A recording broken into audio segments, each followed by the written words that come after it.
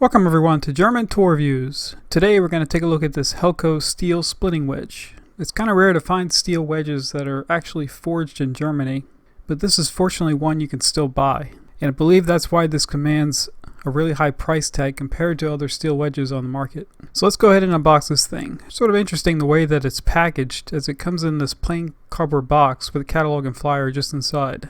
The wedge itself is wrapped up like a sub in a plastic bag. Presentation wise, this is about as good as it gets for a splitting wedge. It's the first one I've ever bought that actually came with its own sheath. This is a leather sheath that comes with nearly all of Helko's products, and I have been quite impressed with these leather products from Helko.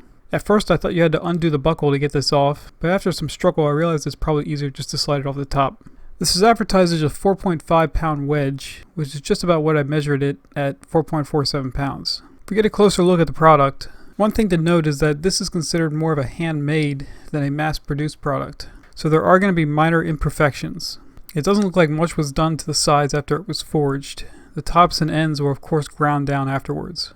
This is more in line with Helko's traditional line of products that tries to make the product more craftsman than machine. The only features to really take note of here are the 45-degree twist and the notches on the side that are used to prevent the wedge from popping back out. Other than that, it looks like a pretty standard design. So now let's do a bit of testing with this thing. Just for uniformity, I'm going to use the Helko traditional splitting maul.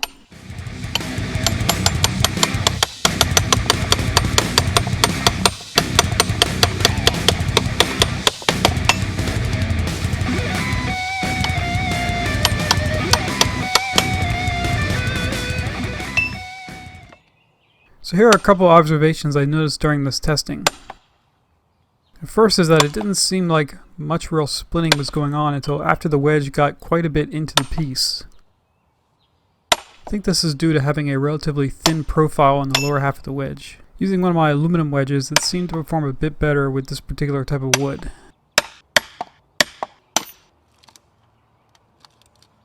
I can tell that the steel is a bit softer than I have seen with other steel wedges, as it does leave hammered dimples on the top after using it for a couple hours. My feeling is that this was done to avoid chipping that may occur with harder yet more brittle steel.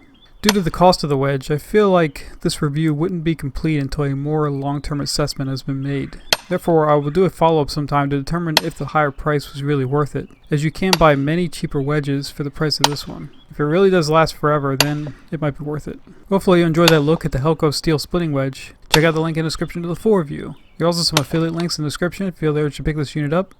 Have a good week, and I'll catch you guys next time.